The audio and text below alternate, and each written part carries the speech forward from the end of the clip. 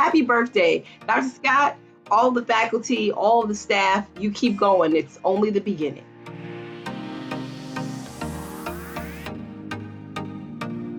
The part about CJS that I love so much is everyone's willingness to be creative. If you join the center, I think you're joining it for its mission. They're a formidable engine for girls' research, particularly for underserved communities. And I think what we do at the center as CJS is more than just inspiring girls to pursue STEM, but really helping them to feel empowered and to know themselves better, know their cultural identity better, and really incorporate their personal and career identity together. My biggest attraction to CJS was bringing the message of advocacy for women and girls of colour in STEM to ASU and across the state, focusing primarily on those culturally responsive programs that are so important. Just to see the work and the impact that they continue to have, I was honored to be a part of that and see this program that had done so much for me to continue being a part of it, that would continue to be a part of other girls' lives as well and help them out. I was so pleased to find a partner who not only championed women and girls achieving their fullest potential, but championed doing that through entrepreneurship and through an entrepreneurial mindset.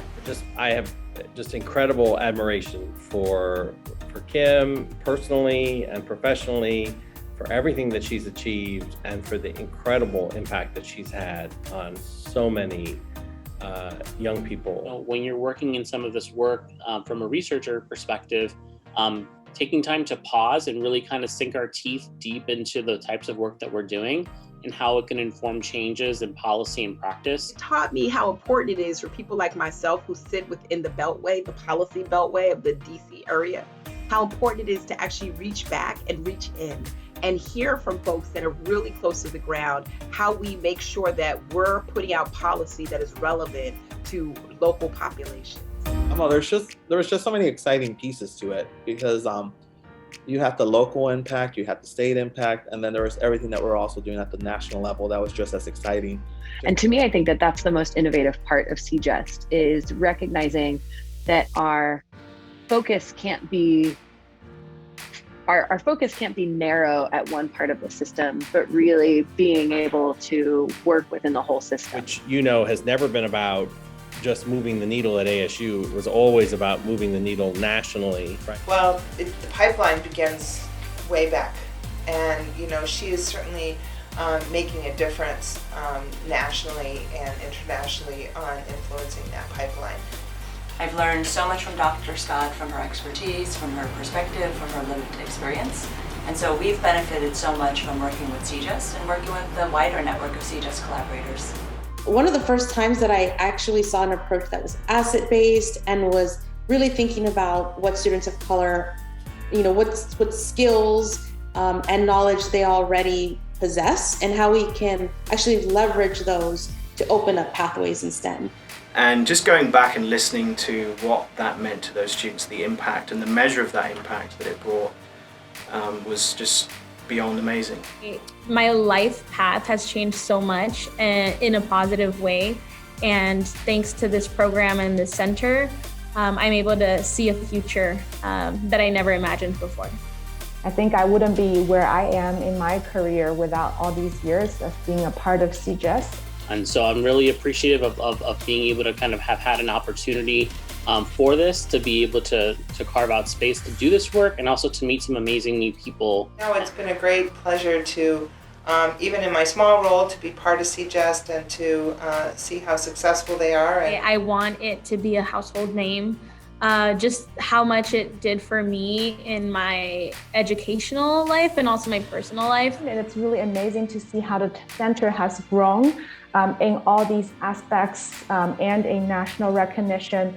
And I certainly can see the center continue to grow and to be a national leader to advance both research, educational programs, and continue to inform policy, inform programmatic outreach, to inform private industry as well on what works and what doesn't work. It's not about fitting people into a broken system. It's about blowing up the system. And I think the research as well as the programmatic implications that come out of the center are so necessary to ensure that my daughter and other people's daughter never have that experience of feeling uncomfortable in that room ever again. Even if you don't realize that you're impacting one person or 100 people or 1,000 people, your work really is having a ripple effect on how girls and women see themselves within the areas of STEM. And so I think that impact that it had for me over 1 year, even though it was brief, is having such a long-term impact on me as a scholar and my career. So I couldn't have done that without CGEST and everyone there and Dr. Scott's leadership. I wish Kim and the center and everybody who's been a part of CGEST huge congratulations. I'm just very proud of my very small but meaningful for me association with the center. CGEST has done tremendous work over these past 5 years, and I want to say congratulations over the work that you've done. Congratulations, Dr. Scott, on 5 years, all of CGEST. Thank you again for that wonderful experience it was to be part of the team. And I look forward to seeing what they do for the next 5, 10, and beyond. Great. Congratulations, CGEST, on all of your success and for supporting such amazing intersectional work. Congratulations, CGEST, for 5 years of exceptional work and leadership. We have a lot of work to do. And as we saw in this pandemic, that the center's work could not be more appropriate. Because it's not just about, hey, this is important work, this is valuable work, but this is work that helps everybody.